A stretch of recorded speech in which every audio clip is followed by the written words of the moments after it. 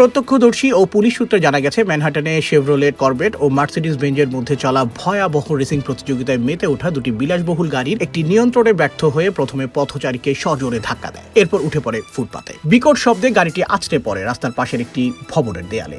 অন্যদিকে রেসে থাকা মার্সিডিজটি একটি স্কুটারে ধাক্কা দিয়ে দুমড়ে মুচড়ে যায়। তবে ঘটনার পরপরই ঘাতক মার্সিডিজের চালক গাড়ি ফেলে পালিয়ে যেতে সক্ষম হয়।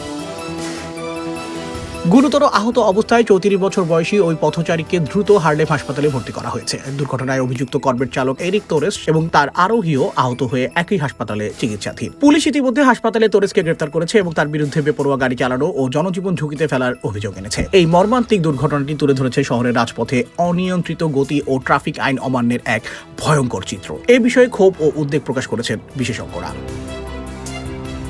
হাসপাতালে চিকিৎসাধীন পথচারী বর্তমানে আশঙ্কামুক্ত হলেও সকালের এই আকস্মিক দুর্ঘটনা তার ও তার পরিবারের জীবনে এনে দিয়েছে এক দীর্ঘ ট্রমা। স্থানীয় বাসিন্দারা দ্রুত পলাতক মার্সিডিজ চালককে গ্রেফতারের দাবি জানানোর পাশাপাশি শেরম্যান অ্যাভিনিউতে কঠোর ট্রাফিক পুলিশিং ব্যবস্থার জোর দাবি জানিয়েছেন।